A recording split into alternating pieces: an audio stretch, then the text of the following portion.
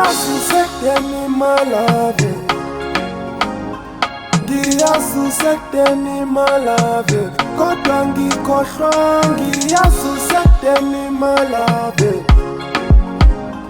ngiyasusekeni malave, kodwa ngikhohlwa. Ngizoyithumela kuwe, ngizoyithumela kuwe incwadi yothando. Ngizoyithumela kuwe, ngizoyithumela kuwe incwadi yothando. Athi ngidonsa isitulo kutafula ngihlale phansi, khona into engizwayo la kimi ngaphakathi. Injabulo enginayo ngifila ngathi ngibhala incwadi, naliphepha nepheni athi ngicala ukubhala.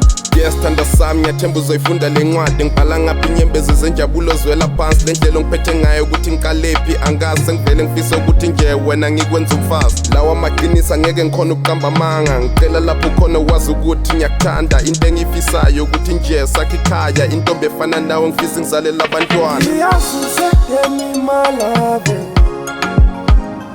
ngiyasusekeni malave, kodwa ngikhohlwa. Ngiyasusekeni malave,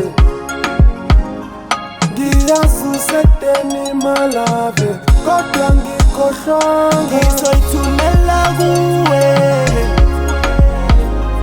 ngizoyithumela kuwe incwadi yothando. Ngizoyithumela kuwe,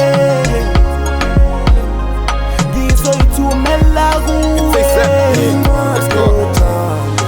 I remember back in high school sisashare class, kwaze kwaphela unyaka thina singajwayelenanga. Kula ngacala ukubona khona sahlanganisa umdala, kodwa checka manje yithi sihlanganisa abazali. Baningi abazela umona lapha sisempini, manje ngifuna ukuba nawe ebuhleni nasebini. Kuthi ngikuthandelane nginama-reason amaningi, ngapha ngisalungisa inkomo ngicela utshele nabakini. La magama aphuma enhliziyweni yami wena ngikuthandile, betshele belungise bezoliliza uma ngifika. Baningi abazomangala inkabi ikuthathile, abanye bathi ngiyasichenya ngawo akiphiki. Uwena okhona ukungibekezelela noma ngibheda, lolu thando nginike lona abaningi bayalithenga. Bonke ngibhale lapha iphupho lami ngizokufeza, imini ozithobayo bhalele incwadi sezela. Ngizoyithumela kuwe, ngizoyithumela kuwe